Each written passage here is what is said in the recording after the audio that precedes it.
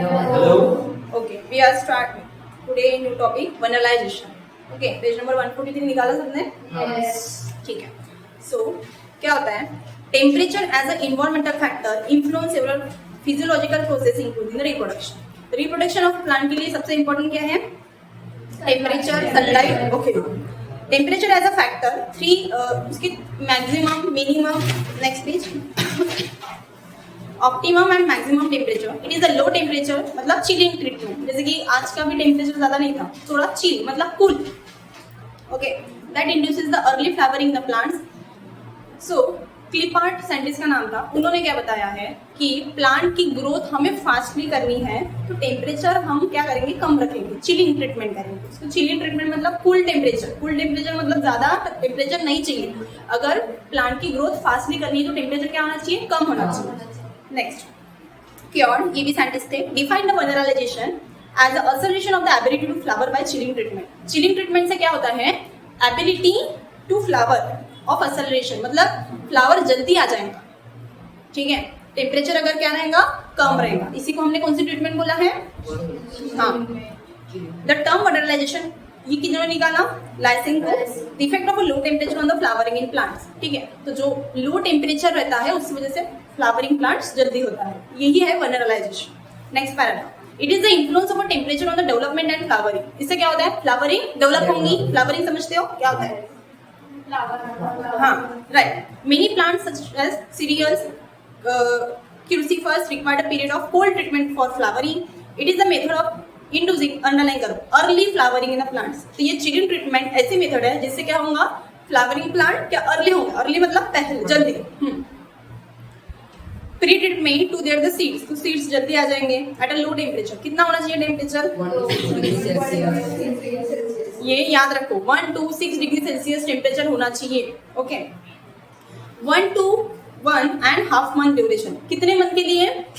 1 या फिर हाँ, हाफ मंथ ड्यूरेशन के लिए 1 to 6 डिग्री सेल्सियस टेम्परेचर होना चाहिए. तब जाके वनरलाइजेशन प्रोसेस होती है. और चिलिंग ट्रीटमेंट बोला है उसको. टेम्परेचर क्या रहेगा, कम रहेगा. उसके वजह से रिप्रोडक्शन क्या होगा, जल्दी होगा. फ्लावरिंग जल्दी आएंगे प्लांट्स में. अच्छा है ट्रीटमेंट, कोई केमिकल नहीं, कोई फर्टिलाइजर नहीं. ओके, तो ये बहुत यूज होता है. Site of vernalization is believe to shoot apical meristem. Generally vernalization is effective seed stage. Seed stage के लिए ज्यादा इफेक्टिव है, सीड जल्दी फॉर्म हो जाता है. Annual plants, vernalization stimulus is also a chemical stimulus. तो वनरलाइजेशन से क्या होता है, जैसे कि टेम्परेचर कम रख रहे हैं तो उसकी वजह से हो क्या रहा है, टेम्परेचर कम है तो जल्दी स्टिमुल मतलब केमिकल बन रहा है. ठीक है, केमिकल का नाम है वर्नालाइन. क्या नाम है? वर्नालाइन. हाँ, ये this can be transferred to the grafting. हमने ग्राफ्टिंग मेथड पढ़ी है. क्या होता है ग्राफ्टिंग? Okay, very good. ठीक है, तो वनरलाइजेशन समझा गया. ओके, कितनी क्या समझा आपको वनरलाइजेशन मतलब? वनरलाइजेशन में एक प्रोसेस है हाँ, फ्लावरिंग के लिए. हाँ, उसमें चिल टेम्परेचर लगता है हाँ, और 1 to 6 डिग्री टेम्परेचर उसमें रहता है और वो होता है एक 1.5 मंथ के लिए. ओके, ठीक है, इतना समझा. अभी हम नेक्स्ट पढ़ेंगे. देखो नीचे, reversion of vernalization of high temperature. अगर हाई टेम्परेचर रहेगा मतलब रिवर्स ऑफ द वनरलाइजेशन, तो उसको बोलेंगे डीवर्नलाइजेशन. टेम्परेचर कम रहेगा तो उसको बोलेंगे वनरलाइजेशन. टेम्परेचर हाई रहेगा तो क्या बोलेंगे उसको? हाँ, right. Advantage of vernalization, crops can be produced earlier. Crops can be cultivated in a region where do not grow naturally. तो हम नेचुरली ग्रो कर सकते हैं प्लांट्स को. और प्लांट्स क्या होंगे, प्रोड्यूस अर्ली मतलब जल्दी फॉर्म होंगे प्लांट्स. फ्लावरिंग जल्दी होंगी. समझा? ओके, कुछ भी आपको डीवर्नलाइजेशन मतलब क्या समझा?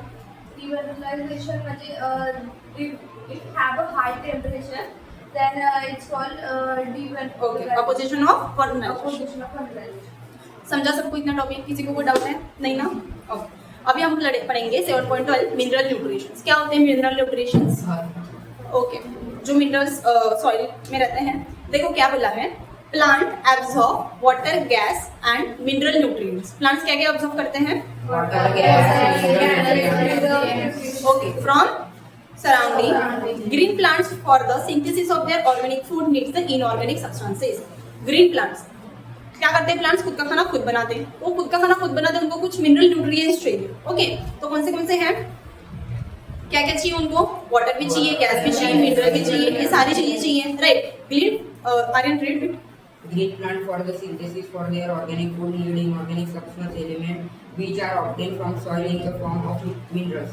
ओके, तो ये सारी चीजों से क्या बनता है सॉइल में? मिनरल्स, जो एब्जॉर्ब करेंगे plants. Next Aryan. Mineral constitute most commonly occurring solid inorganic material obtained from the earth crust. Okay, तो ये जो सॉलिड मिनरल्स मिल रहे हैं कहाँ से फॉर्म होता है? अर्थ क्रस्ट से, सॉइल वगैरह earth crust. Next, Chemical analysis of plant as clearly indicate that plant absorb mineral element from surrounding soil, air and water from its use. Okay, ash क्या होता है? Okay, so clearly indicate that plants absorb the mineral elements. Plants क्या absorb करते हैं? Minerals elements. कहाँ से? From surrounding से। क्या क्या? सॉइल, एयर, वाटर, ये सब एब्जॉर्ब करेंगे plant. Okay, next. About 36 to 40 different elements of periodic table are used as mineral by the plants. Okay, 36 to 40 different elements periodic table में हमने बहुत सारे एलिमेंट्स देखे हैं। ओके, तो ये सब हमें कहाँ से मिले? एलिमेंट्स हमने बनाए हैं कि हमें अर्थ क्रस्ट से मिले हैं? ठीक है, गोल्ड हम बनाते हैं, उसको सिर्फ डिजाइन देते हैं हम लोग, पर सोना तो हमें खनिज कहाँ से मिलेंगे? अर्थ से ही मिलते हैं। ओके, धरती से मिल रहा है ये सब। तो ऐसे डिफरेंट पीरियोडिक टेबल में हमने बहुत सारे एलिमेंट्स पता है। Use of minerals by the plant, वो भी क्या होते हैं? यूज होते हैं प्लांट में। These are absorb the ionic dissolve form, तो उनके अलग अलग फॉर्म्स होते हैं जो क्या करेंगे? रूट्स एब्सॉर्ब करेंगे। नेक्स्ट, सोर्सेज ऑफ मिनरल्स, हम पढ़ेंगे मिनरल का सोर्स क्या है। Plants derive the necessary element from the atmosphere. ठीक है, एटमॉस्फेयर, सॉइल एंड वाटर। तो एटमॉस्फेयर, सॉइल और वाटर से प्लांट्स क्या करेंगे? नेसेसरी एलिमेंट्स फॉर्म करेंगे। Carbon enter the plant and atmospheric carbon dioxide. Carbon क्या एंटर होता है? प्लांट से, बराबर। Source of hydrogen is a water. Okay, water का मॉलिक्यूलर फॉर्मूला क्या है? ठीक है, तो वाटर जो रहता है, ठीक है, वाटर के साथ क्या रहेगा? हाइड्रोजन मॉलिक्यूल्स भी रहेंगे और ऑक्सीजन मॉलिक्यूल्स भी रहेंगे, बराबर है। तो वही बोला, hydrogen is a water, oxygen come from and water. Okay, carbon, hydrogen, oxygen are not a minerals in origin. ये एकदम ओरिजिनल मिनरल्स नहीं है, क्योंकि प्लांट्स में क्या होता है? ऐसा नहीं रहता है। हाँ, ये हाइड्रोजन है, ये ऑक्सीजन है, सेपरेट सेपरेट नहीं जाता है, क्योंकि वाटर बनता है। वाटर का मॉलिक्यूलर फॉर्मूला क्या है? H2O। तो जब वाटर जाएगा मतलब क्या जाएगा? हाइड्रोजन भी जाएगा उसके साथ और ऑक्सीजन भी जाएगा। बात समझ आई? कार्बन डाइऑक्साइड के साथ फिर कार्बन भी जाएगा और ऑक्सीजन, दोनों मिलकर कार्बन डाइऑक्साइड फॉर्म करेगा। Next, classification of minerals. Earlier on the basis of their requirement minerals were classified. Okay, तो मिनरल्स के यहाँ पे दो टाइप बताए, एक है इसेंशियल, एक है नॉन इसेंशियल। क्या? इसेंशियल का मतलब जरूरी। ओके, तो जो प्लांट्स को मिनरल्स बहुत जरूरी है उसको इसेंशियल बोलेंगे, जो प्लांट्स के लिए बहुत जरूरी नहीं है उसको क्या बोलेंगे? Okay, very good. Next, essential minerals are those, essential minerals वो है that are indispensable without which plants cannot complete their life cycle, जिसके बिना प्लांट अपनी लाइफ साइकिल कंप्लीट नहीं कर। हाँ, जैसे कौन है? C, carbon, hydrogen, oxygen, nitrogen, phosphorus. ये सब उसको क्या मिलता है? Nitrogen, phosphorus. नाइट्रोजन तो अपना ऑक्सीजन में मिला हुआ है, एटमॉस्फेयर में ही है, ठीक है, सॉइल में भी प्रेजेंट है। फॉस्फोरस भी सॉइल में प्रेजेंट रहता है, स्टोर्स में। और कार्बन, हाइड्रोजन, ऑक्सीजन तो तुमको पता ही है, ठीक है। These elements play the structure and physiological roles. तो ये जो एलिमेंट्स मिनरल्स पड़े ये सबसे इंपॉर्टेंट है, इनके बिना उनकी लाइफ साइकिल कंप्लीट नहीं हो सकती, प्लांट की ग्रोथ नहीं हो सकती। Next, their absence can produce cause the major deficiency symptom. absence मतलब क्या? अगर ये एब्सेंट रहेंगे तो क्या होगा? डिफिशिएंसी सिम्टम फॉर्म होगा। डिफिशिएंसी मतलब कमतरता, सिम्टम समझते हो? जैसे हमने प्रोटीन, विटामिन कम हो गई तो हम लोग मेडिसिन खाना पड़ता है, ठीक है, वैसे ही सिम्टम्स इनमें देखेंगे। द नॉन इसेंशियल एलिमेंट्स क्या पढ़ रहे हैं हम लोग अभी? Are not indispensable and do not produce cause deficiency. अगर ये नहीं रहे तो डिफिशिएंसी नहीं होगी। डिफिशिएंसी मतलब किसी चीज की कमतरता नहीं रहेगी, उसको लैकनेस मतलब प्लांट एकदम उसको इतनी जरूरत नहीं है, नहीं रहा तो भी चल जाएगा, वो ग्रोथ हो जाएगी, समझा? Okay, next, classification absolute now. Next page, based on the quantity requirement. Quantity मतलब amount, quantity. Minerals are classified as a minor. अभी मिनरल्स क्या हो सकते हैं? माइक्रो एलिमेंट्स और मैक्रो। MI मैक्रो और M क्या डिफरेंस है? हाँ, ठीक है, पर यहाँ पे मतलब वही है कि पहले के साइंटिस्ट ने बताया था कि हमने मिनरल्स को दो पार्ट्स में डिवाइड किया है। एक है हमारा क्या पढ़ा था हमने? इसेंशियल, और एक है हमारा नॉन इसेंशियल। अभी दूसरे साइंटिस्ट ने बताया कि ठीक है, अभी हमने दो क्लास में फिर से डिवाइड किया है, एक है मैक्रो, एक है माइक्रो, समझा? ठीक, तो उनका भी मतलब क्या है देखो, micro elements are required. Micro MI मतलब क्या? जो रिक्वायर्ड है, रिक्वायर्ड मतलब जो चाहिए, मतलब चाहिए, ठीक है, जो कैटालिटिक रोल प्ले करता है, जैसे कि zinc, Cu copper, aluminium, silicon. Okay, समझते हो ना इतने? अभी हम क्या पढ़ रहे हैं? मैक्रो। मैक्रो एलिमेंट देखो क्या बोला है, रिक्वायर द लार्ज क्वांटिटी, मतलब ये लार्ज क्वांटिटी तुमने ही मुझे बताया। मैक्रो मतलब बड़े वाले लार्ज क्वांटिटी में, और माइक्रो मतलब छोटे वाले जो छोटे क्वांटिटी में मिले। समझ में आ रहा है क्या क्या बोल रही हूँ मैं? MICRO मतलब स्मॉल क्वांटिटी, MACRO मैक्रो मतलब लार्ज क्वांटिटी। तो प्लांट्स में जो लार्ज क्वांटिटी मतलब जो चाहिए, ज्यादा चाहिए, अगर ये नहीं रहे तो डिफिशियंसी हो जाएगा। डिफिशियंसी मतलब the mainly play nutritive and structural role. तो देखो, कार्बन, C मतलब कार्बन, H मतलब, O मतलब, P मतलब Mg, N, K, S, बहुत होशियार तुम लोग। ओके, तो ये सब क्या है? मैक्रो एलिमेंट है। मैक्रो मतलब लार्ज क्वांटिटी में, ये लार्ज क्वांटिटी में मिनरल्स प्रेजेंट रहते हैं। ओके, अभी हम पढ़ेंगे नॉन मिनरल मेजर एलिमेंट्स, मतलब कार्बन, नाइट्रोजन, ऑक्सीजन, ये ज्यादा नहीं। Okay, this classification not expected now, मतलब ये भी क्लासिफिकेशन अभी एक्सेप्ट नहीं किया जाता। अभी कुछ और क्लासिफिकेशन आया होगा, किसी और साइंटिस्ट ने कुछ और अपडेट बताया होगा। बात समझ आ रही है? ठीक है, अभी हम पढ़ेंगे symptoms of mineral deficiency in plant. क्या होता है mineral deficiency in plant? Means no one? हाँ, तो अभी हम पढ़ेंगे कि क्या सिम्टम्स है। सिम्टम्स मतलब लक्षण है, ठीक है? प्लांट्स में अगर मिनरल्स की कमी है तो क्या सिम्टम्स है, कैसे पता चलेगा हमें? देख, any visible deviation for the normal structure function of the plant is called the symptom. Hunger sign मतलब अगर कुछ भी डिफिशियंसी रही, मतलब कुछ भी अगर कमी रही, तो प्लांट क्या करता है? सिम्टम दिखाता है। सिम्टम दिखाता है मतलब हाँ, साइन दिखाता है। The concentration of the essential elements below which a plant grow is retarded. Growth retarded होगा मतलब क्या? ग्रो अच्छे से नहीं होता है, ग्रोथ रुक जाती है, रिटार्डेड। ओके, इसी को क्या बोलेंगे? क्रिटिकल कॉन्संट्रेशन टर्म नाम दिया हुआ है। नेक्स्ट पैराग्राफ पढ़ेंगे। Element is said to the deficient when present below the critical concentration the certain morphological changes. तो कुछ मॉर्फोलॉजिकल चेंजेस हो जाते हैं। कोई बताएगा मुझे मॉर्फोलॉजिकल चेंजेस क्या होता है? Okay, are indicative of the deficiency particular element. अगर पर्टिकुलर एलिमेंट अगर डिफिशियंसी होगी, पर्टिकुलर एलिमेंट की डिफिशियंसी होगी मतलब क्या?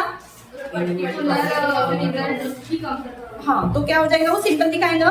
Deficiency symptom also depend on the mobility. Deficiency symptom किस पे डिपेंड करता है? देखो, कमी, mobility of the element in the plant. Plant में एलिमेंट कौन सा है, कौन से चेंज हुए हैं, मोबिलिटी।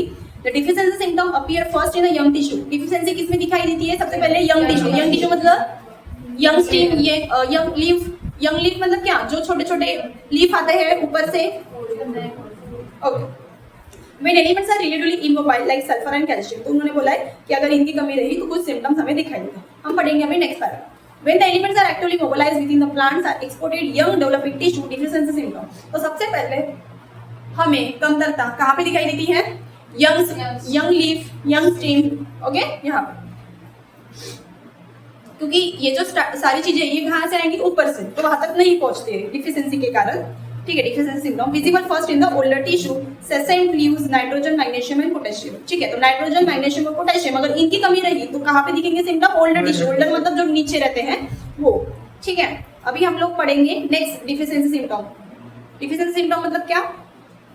ओके, तो पहला सिम्टम क्या है? स्टंटिंग। स्टंटिंग में देखो बोला ग्रोथ इज रिटार्डेड, अभी बताया था। ग्रोथ रिटार्डेड होगा मतलब okay, very good. The stream appears the condense and short. Stream क्या हो जाएंगे? कंडेंस हो जाएंगे और शॉर्ट दिखाई देंगे। ठीक है, कुछ कुछ पत्ते देखो क्या होता है, ऐसा लीफ रहता है और ऐसे ये हो जाता है, सूख जाता है, ब्राउन कलर का हो जाता है, ग्रीन रहता है आधा और आधा ब्राउन हो जाता है। ठीक है, नेक्स्ट है क्लोरोसिस। देखो ये सिम्टम्स बताए, जैसे कि हमें डिजीज होते तो हम नाम देते ना, ये मलेरिया, ये चिकनगुनिया, बराबर है, ये टाइफाइड, पर अलग अलग होते हैं। वैसे ही में ये स्टंटिंग एक होता है। नेक्स्ट होता है chlorosis. It is the loss और नॉन डेवलपमेंट क्लोरोफिल। तो क्लोरोफिल डेवलप नहीं होता है। क्लोरोफिल का काम क्या होता है? कलर पिगमेंट, ग्रीन देना। ओके, खुद का खाना खुद बनाना, ये क्लोरोफिल सेल करता है, तो वो नहीं करेगा, रिजल्ट देंगे ना येलो लीव्स, उसकी वजह से क्या हो जाएगा? लीफ येलो हो जाएंगे। नेक्स्ट नेक्रोसिस में क्या होता है? It is localize the death of the tissue of the leaves. Tissue क्या हो जाएंगे? Next mottle, appearance of green and non green patches of the leaves. Leaves पे पैचेस दिखेंगे दो कौन से? हाँ, हल्का फेंट रहेगा, कुछ डार्क फेंट रहेगा। देखा है तुमने से पैचेस, अलग अलग पैचेस आते हैं। नेक्स्ट है abscission, premature fall of flowers, fruits and leaves. Premature मतलब पकी नहीं है फिर भी गिर रहा है, ऐसे होते हैं ना, लेमन का पेड़ रहता है, छोटे छोटे रहते हैं फिर भी गिर जाते हैं, समझ नहीं आता है, तो ये क्या हो जाता है? अब्सिसन। बात समझ आई सबको? अभी हम जाएंगे नेक्स्ट पेज पे।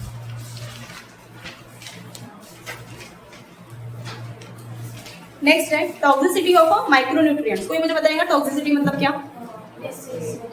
ओके, डिसीज बोल सकते हैं। टॉक्सिसिटी मतलब टॉक्सिन्स बढ़ जाना, हार्मफुल चीजें, ठीक है, माइक्रो न्यूट्रिएंट्स की वजह से। देखो mineral ion concentration, mineral ions क्या होते हैं? मिनरल आयंस जो मिनरल्स होते हैं उसको आयंस बोला है ना। Mineral ion concentration which reduces the dry weight of the tissue 10% is considered as a toxic. तो अगर टिश्यू जो है वो ड्राई हो जाएंगे तो मतलब समझना 10% टॉक्सिसिटी बढ़ गई है। टॉक्सिसिटी ऑफ वन एलिमेंट में inhibit uptake the other. Mn मतलब क्या होता है? Magnesium. Compete with Fe iron. Mg हाँ, अपटेक मतलब ऊपर जा रही है, but inhibit this calcium translocation to shoot apex. पर उसकी जगह कैल्शियम आ गया तो क्या हो गया? Translocation shoot apex. Mn toxicity develop the deficiency symptom Ca, Mg and Fe। देखो टॉक्सिसिटी ऑफ माइक्रोन्यूट्रिएंट्स का मतलब ये होता है, जैसे कि सपोज कंसीडर करो, यहाँ पे एग्जांपल दिया है कि एक एलिमेंट है और दूसरा एलिमेंट है। सपोज कंसीडर करो कि एक एलिमेंट जो उसको चाहिए, इसेंशियल है, वो उसको नहीं मिल रहा है, तो हम लोग क्या करेंगे? उसकी जगह दूसरा एलिमेंट मिल रहा है तो वो लेगा, तो पर वो तो ले लेगा, पर उसकी वजह से कुछ डिफिशिएंसी दिखेंगे, टॉक्सिसिटी फॉर्म होगी उसकी वजह से। टॉक्सिसिटी मतलब जैसे कि सपोज कंसीडर करो इन्फेक्शन समान हो जाएगा, हमें ये गोली लेनी थी पर हमने कोई दूसरी गोली ली, तो हमारे बॉडी में कैसे टॉक्सिसिटी हो जाता है, तो ऐसे इसमें बोला टॉक्सिसिटी ऑफ माइक्रोन्यूट्रिएंट्स, बस यही मतलब है इसका। नेक्स्ट है mineral salt absorption. Most mineral in the soil are charge particles. Minerals क्या सॉइल में रहते हैं? ठीक है, पार्टिकल्स में रहेंगे। They cannot pass across cell membrane.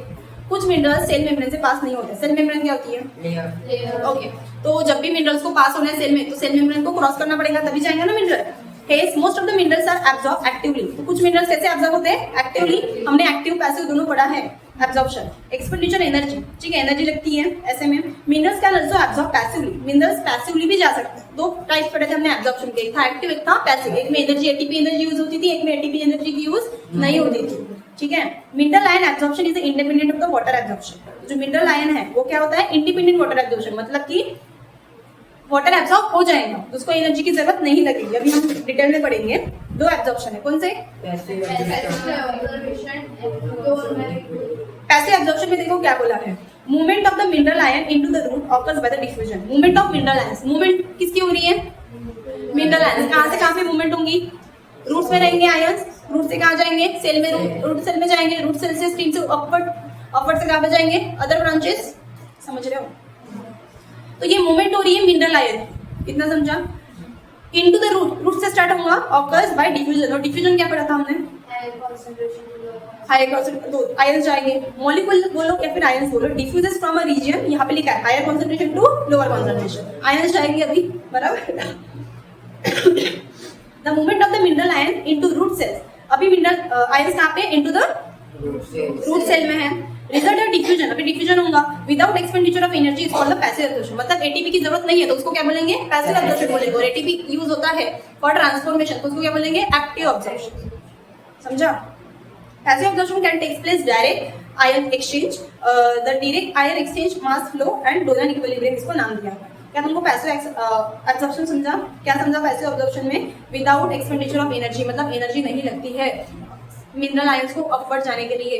ठीक है, सेल टू सेल पास हो जाएगा, इसको क्या बोलेंगे हम लोग? Passive absorption. अभी हम पढ़ेंगे डोनर इक्विलिब्रियम, देखो क्या होता है। It is based on the assumption that certain negatively charge ion. अभी अब तुमको समझना है कि क्या होता है, कुछ नेगेटिव आयंस रहते हैं, कुछ पॉजिटिव आयंस रहते हैं।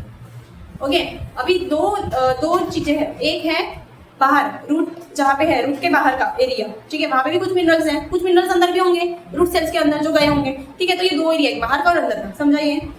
तो ये बोला है based on the assumption of certain negative charge and positive charge, मतलब कुछ नेगेटिव चार्ज है after their entry into the cell. अभी नेगेटिव चार्ज कहाँ पे एंट्री करेंगे? अंदर रूट सेल में। becomes a fixed inner side of the cell membrane and cannot diffuse the outside. एक बार अंदर जाने के बाद क्या हो जाएगा? बाहर नहीं आएंगे वो, cannot diffuse outside through the cell membrane. Therefore, additional mobile cations are required to balance this fixed anion. तो हमें क्या करना है? बैलेंस करना है, मतलब जितने बाहर सेल है उतनी क्या होनी चाहिए? अंदर सेल होनी चाहिए। तो मतलब कि समझो बाहर कुछ मिनरल्स थे, आयंस थे जो हम पॉजिटिव चार्ज बोल रहे हैं, और अंदर कुछ थे, तो वो दोनों को अंदर और बाहर को हमें क्या करना है? बैलेंस करना है। अभी उन्होंने बोला है कि एक बार अंदर जाने के बाद तुम बाहर नहीं निकाल सकते, डिफ्यूज नहीं कर सकते बाहर, तो फिर बैलेंस कैसे करेंगे? तो फिर बैलेंस करेंगे जैसे कि सपोज नेगेटिव चार्ज अंदर इतने हैं, ठीक है, और बाहर पॉजिटिव इतने हैं, ठीक है, तो जो भी अनबैलेंस कर रहा हूँ, अगर पॉजिटिव चार्ज लगेंगे तो पॉजिटिव चार्ज एंटर करेंगे, नेगेटिव चार्ज लगेंगे तो नेगेटिव चार्ज एंटर करेंगे। समझ रहे हैं? तो ऐसे क्या करेंगे हम लोग? बैलेंस करेंगे। देयरफॉर एडिशनल मोबाइल, मोबाइल मतलब क्या होता है? यहाँ पे बाहर से अंदर जो अनायंस कटायन जा रहे हैं ना, अनायन negative charge, cation positive charge, तो जा रहे हैं वो मोबाइल, मतलब मोटाइल बोलना था उनको, मूवमेंट जो कर रहे हैं, are required to balance this fix anion. तो वो अनायन को क्या करेंगे? बैलेंस करेंगे। अनायन के साथ कौन है? कटायन। कटायन मतलब पॉजिटिव चार्ज, अनायन मतलब Negative charge. Obviously concentration of the cation becomes more due to accumulation. अगर सपोज कटायन ज्यादा हो गए, the kind of positive observation anion comes from the concentration, उसको ही डोनर इक्विलिब्रियम बनता है. इक्विलिब्रियम मतलब इक्वल. डोनर नाम के साइंटिस्ट थे, उन्होंने ये एक्सप्लेन किया है आयंस के बारे में. बैलेंस करना है हमको, तो उनका नाम रख दिया डोनर इक्विलिब्रियम. किसी को डाउट है डोनर इक्विलिब्रियम में? No doubt. नेक्स्ट है एक्टिव एब्जॉर्प्शन. देखो, uptake of a mineral ions. Mineral ions कहाँ पे जा रहे हैं? अपटेक मतलब ऊपर. हाँ, against the concentration gradient is called the active absorption. Such a movement required an expenditure of energy. यहाँ पे क्या लगेंगी? expenditure of energy लगेंगी. कौन सी एनर्जी? ATP. ATP हाँ, good. expenditure of energy by absorbing cell. ठीक है, सेल एब्जॉर्ब होने के लिए this energy is derived respiration and supplied through ATP. तो respiration जब ऑक्सीजन पास होगा कार्बन डाइऑक्साइड, तब एनर्जी जाएंगी. When the roots are oxygen, they show the sudden drop. Active absorption of minerals. The mineral ions accumulated in the root hair pass into the cortex. Cortex मतलब बाहर के sales, root cells के जो बाहर के sales उनको नाम है कॉर्टेक्स सेल बोला था. Final reach into the xylem. कहाँ से जाएंगे ये एनर्जी? जाइलम से. Next page number 148. The minerals in the xylem. अभी मिनरल्स कहाँ पे हैं? xylem से पास होगा. Are they carried along with the water? Water के साथ. ओके, मिनरल्स किसके साथ? मिनरल्स सेपरेट नहीं जाएंगे. किसके साथ जाएंगे? वाटर के साथ. हाँ, वाटर के साथ फिक्स होंगे. Other parts of the plant along the transpiration stream. इसी को क्या बोला? Transpiration stream. Subsequently assimilated organic molecules and then redistribute to other parts. तो सबसे पहले कहाँ पे जाएगा मॉलिक्यूल? स्ट्रीम लिफ्ट जाएगा, फिर redistribute to the other part. Redistribute मतलब अच्छा यहाँ पे गया, फिर वापस आया, फिर इधर गया, फिर से इधर गया, फिर से इधर गया. रीडिस्ट्रीब्यूट होगा. रीडिस्ट्रीब्यूट सबको मिलेंगे ना प्रसाद? कौन सा प्रसाद? मिनरल्स जो है, ठीक है ना, सारे ब्रांचेस सारे ऑर्गन्स तक जाएंगे. ओके, तो तुमको एक्टिव ऑब्जर्वेशन और पैसिव ऑब्जर्वेशन ने क्या समझा आर्यन? टिपिकली उसमें होता है पैसे में. हाँ. और में एटीपी के होता है. हाँ, मिनरल साइंस अपवर्ड लेके जाने के लिए यहाँ पे यूज होता है एटीपी का, वहाँ पे नहीं. बस इतना. अभी ये नाइट्रोजन साइकिल, ये हमने पहले भी पढ़ा है. ओके, देखो. The series of a natural process by which nitrogen enters successfully from air to organism. Series of natural process. Nitrogen cycle ये natural procedure है. Okay. Nitrogen enters successfully from air. Nitrogen कहाँ से मिल रहा है? Air से. To the organism में जा रहा है. Organism मतलब पता है ना? Through the soil and back to the environment. ठीक है. soil में है नाइट्रोजन और फिर से environment में जा रहा है. environment से जा रहा है, पूरा environment में back जा रहा है. Plant use photosynthetic product sugars to make a protein. Plant क्या करते हैं? शुगर्स का यूज करते हैं प्रोटीन बनाने के लिए. प्रोटीन समझते हो क्या? खाना बनाते हैं ना वो लोग. To this need nitrogen. तुमको खाना बनाने के लिए किसकी जरूरत है? नाइट्रोजन. हमने अभी पढ़ा नाइट्रोजन रहता है मतलब मिनरल्स में. अनफॉर्चुनेटली वेरी नॉन रिएक्टिव, ये जो है नॉन रिएक्टिव एलिमेंट है. Plant need nitrogen reactive from using nitrate ions. तो उनको क्या, उनको प्लांट्स को नीड है नाइट्रोजन की, पर नाइट्रेट आयंस रिएक्टिव होने चाहिए. तो देखो N2 मतलब नाइट्रोजन ऊपर देखा सबने. फिर वहां से क्या है? Non biological nitrogen fixation. Nitrogen कहाँ पे गया? सॉइल में. सॉइल से कहाँ पे गया? इंडस्ट्रियल प्लांट में गया. प्लांट से क्या बनाया उन्होंने? Amino acid. अमीनो एसिड से क्या बनाया? खाना बनाया उन्होंने. खुद का खाना खुद बनाते हैं प्लांट्स. ठीक है, प्लांट प्रोटीन बन गया. खाना बन गया मतलब प्लांट का मतलब प्लांट प्रोटीन. अभी वो प्लांट किससे खाया? एनिमल से खाया. ठीक है, एक्सक्रीटा वगैरह, और फिर एक्सक्रीटा वगैरह सब कहाँ पे जाता है? सॉइल में. फिर से वो प्रोसेस जैसे क्या होगी? कंटिन्यू. समझा क्या? ठीक है. नेक्स्ट ऊपर, नाइट्रोजन इज अ लिमिटिंग है nutrient in the agriculture ecosystem में. Nitrogen atom strong triple. देखो ट्रिपल बॉन्ड समझते हो? 3 लाइन मतलब. ठीक. Regular supply of nitrogen to the plants में रेगुलर सप्लाई होता है नाइट्रोजन का. Maintain the biological and physical process. तो प्लांट की जो प्रोसीजर है वो मेंटेन करती है. नेक्स्ट है nitrogen fixation. Atmosphere is the source of nitrogen. Nitrogen कहाँ से मिल रहा है? एटमॉस्फेयर से सोर्स है उसका. It can not be used directly. Nitrogen को हम डायरेक्टली यूज नहीं कर सकते. अभी हमने डायग्राम में देखो. It combine with carbon. Nitrogen किसके साथ कंबाइन होता है? क्योंकि अभी जो एटमॉस्फेयर है उसमें तो सारी चीजें हैं, कार्बन भी ऑक्सीजन तो सब क्या हो जाएगा? मिक्स हो जाएगा. Combine with carbon, hydrogen, nitrogen, oxygen to form the compound before being use. तो बिफोर यूज करने के लिए किसके साथ? इन सब के साथ क्या होता है? कंबाइन होता है. किसके साथ कंबाइन होता है? Okay. Conversion of the free nitrogen. ठीक है, नाइट्रोजन मतलब N2. Atmosphere in the nitrogenous salt to make the available for the plants. तो सबसे पहले उनको नाइट्रोजन को किसमें कन्वर्ट करेंगे? नाइट्रोजनियस सॉल्ट में. और फिर क्या करेंगे? प्लांट को यूज करेंगे. तो इसी को बोला नाइट्रोजन फिक्सेशन. नाइट्रोजन फिक्सेशन मतलब डायरेक्ट नाइट्रोजन को हम यूज नहीं कर सकते, उसको कन्वर्ट करना है नाइट्रोजन सॉल्ट में, और उसी को उन्होंने नाइट्रोजन फिक्सेशन बोला. समझा क्या? उसके 2 प्रोसीजर है, एक फिजिकल और एक बायोलॉजिकल फिक्सेशन. आ जाओ बायोलॉजिकल नाइट्रोजन फिक्सेशन में. देखो क्या बोला है. It is carried out by the prokaryotes. उसको बोला नाइट्रोजन फिक्सर्स. 70% होता है सिम्बायोटिक फ्री लिविंग्स, मतलब जो फ्री लिविंग प्लांट्स है उनमें होता है, जिसे नाम दिया हुआ हमने हेटेरोसाइट्स. फिर आता है नाइट्रिफिकेशन. देखो नाइट्रिफिकेशन सब उसी की एक फॉर्म है. Most of the soil bacteria मतलब क्या होता है?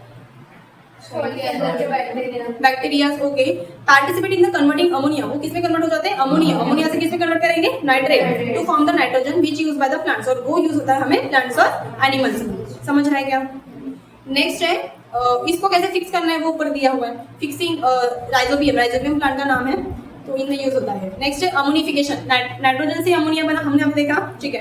तो ये सब एक ही के प्रोडक्ट है। अमोनिफिकेशन में देखो after the death of the plants and animals, plant और एनिमल्स की क्या हो गई? ये वेरियस फंगी, ओके फंगस रहते हैं। फिर क्या बोला है? सम एमिनोफाइंग बैक्टीरिया जो रहते हैं डिकम्पोज जो हो जाते हैं, किसमें डिकम्पोज हो जाएंगे? सॉइल में, ओके। एंड टिश्यू जो सेल है convert organic nitrogen into amino acid, तो फिर से किस नाइट्रोजन किसमें कन्वर्ट होगा? ये ऑर्गेनिक नाइट्रोजन अमीनो एसिड में कन्वर्ट होगा। अमीनो एसिड से किसमें कन्वर्ट होगा? अमोनिया में, और अमोनिया से फिर से बैक किसमें जाएगा? इकोसिस्टम मतलब सॉइल से वगैरह प्लांट्स में जाएगा। अमोनिया मतलब NH4 now available micro organism से जो मिल रहा है। समझ रहा है? तो नेक्स्ट पेज पे आ जाओ। नेक्स्ट उसी से बनता है अमाइड्स। देखो अमाइड्स क्या बोला है? अमोनिया में be absorb by the amino acid. अभी अमोनिया बना था, अमोनिया कैसे बना था? अमीनो एसिड से क्या बना? अभी अमाइड्स, ओके। अमोनिया में be absorb by amino acids, अभी उससे क्या बना है? अमोनिया एसिड से अमाइड्स बना है, ठीक है। इस प्रोसेस को एमिनेशन बोला है। Amides amino acids having the two group, इसके दो ग्रुप हैं बताए हुए हैं। एक है ग्लूटा COOH मतलब कार्बोक्सिलिक एसिड। नेक्स्ट देखो डीनाइट्रिफिकेशन, तो it is a process in which anaerobic bacteria soil में रहने वाले can convert the soil nitrates back into the nitrogen gas. अभी डीनाइट्रिफिकेशन मतलब जो हमने नाइट्रोजन को कन्वर्ट किया था, बराबर, प्लांट्स में यूज करने के लिए, प्लांट से जो बैक्टीरिया सॉइल में मिक्स हो गए, फिर से अमोनिया बना, अमोनिया से फिर से अमाइड्स बना। अभी ये सब प्रोसीजर को हमें रिवर्स करना है, उसको डीनाइट्रिफिकेशन बनाना है। मतलब नाइट्रोजन से हमने अलग अलग प्रोडक्ट बनाए थे, अभी ये सारे प्रोडक्ट से हम क्या बनाएंगे? कंप्लीट नाइट्रोजन फिक्स करेंगे। नाइट्रोजन फिक्स मतलब नाइट्रोजन बनाएंगे, उस प्रोसेस को डीनाइट्रिफिकेशन बोलते हैं। देखो क्या बोला है? इट इज अ प्रोसेस, एक प्रोसेस है denitrification. Anaerobic bacteria can convert the soil nitrates, तो सॉइल नाइट्रेट से कन्वर्ट हो रहा है, और फिर से सॉइल नाइट्रेट से बैक किसमें कन्वर्ट हो रहा है? नाइट्रोजन गैस में कन्वर्ट हो रहा है। Denitrification bacteria remove the fix nitrogen को फिक्स करेंगे। Nitrates from the ecosystem return to it atmosphere, मतलब हमें नाइट्रोजन मिला कहाँ से था? एक्चुअली एटमॉस्फेयर से मिला था, फिर से हम उसको रिवर्स बैक कर रहे हैं, फिर से नाइट्रोजन में एटमॉस्फेयर में इकोसिस्टम में जा रहा है नाइट्रोजन। बात समझ आई? ठीक है। तो देखो डायग्राम में भी एक एरो बताया, 2NO3 NO2 NO और फिर से नाइट्रोजन हो गया। Next sedimentation, nitrates of the soil, nitrates किसमें होता है? सॉइल में, मिनरल्स करके are wash away to the sea, ठीक है। तो पानी मतलब जो रहता है सी में ऐसे आता है ना, क्या बोलते हैं वेव्स, हाँ वेव्स जो आती है उससे नाइट्रेट्स चला जाता है ऐसे। तो nitrates of the soil are wash away to the sea, leach deep into the earth along with the percolating water. तो यही बोला है सेडिमेंटेशन। तो यहाँ पे हमारा चैप्टर खत्म हो गया, ठीक है। इंपॉर्टेंट क्वेश्चन टिक कर लो पेपर के लिए। तो सबसे पहले तुमको एक्टिव एब्जॉर्प्शन और पैसिव एब्जॉर्प्शन याद रखना है। एक्टिव एब्जॉर्प्शन और पैसिव एब्जॉर्प्शन में बस वही था, एटीपी यूज होती है, एटीपी यूज नहीं होती है, ठीक है। फिर हमने क्या पढ़ा? मिनरल्स पढ़ा। मिनरल न्यूट्रिशन में तुमको याद रखना है, एक एसेंशियल और नॉन एसेंशियल है। एसेंशियल में कौन से आते हैं? कार्बन नाइट्रोजन किसमें आता है? वो सारे एलिमेंट्स याद रखना है। फिर हमने देखा कि माइक्रो और मैक्रो एलिमेंट्स है, वो भी एक मिनरल्स का एक पार्ट है, तो वो थोड़ा सा याद रखना। इसमें कौन से ये थे, ठीक है। और वर्नराइजेशन की डेफिनेशन आती है 2 मार्क्स के लिए, ये सबसे ज्यादा इंपॉर्टेंट है, इसको 2 मार्क्स के लिए बोर्ड लिख लो। वर्नराइजेशन की डेफिनेशन हमने क्या पढ़ा था? किसी को याद है? हाँ, चिलिंग ट्रीटमेंट, जिससे क्या होंगी? फ्लावरिंग जल्दी होंगी, प्लांट जल्दी ग्रोथ होंगे, हमें 1 to 6 डिग्री तक टेम्परेचर तक करना है, बस यही याद रखना है, ठीक है। डीमिनरलाइजेशन मतलब उसका अपोजिट। तो यहाँ पे हमारा टॉपिक खत्म हो गया है। Any doubt anyone? Thank you. So at last आपको वो वीडियो पसंद आया होगा तो लाइक करो, और अभी 1 शॉट वीडियोज़ आने वाले हैं, तो सब्सक्राइब करके रखो ताकि तुम्हें नोटिफिकेशन मिले और कोई भी वीडियो मिस ना। Stay tuned, okay, bye bye.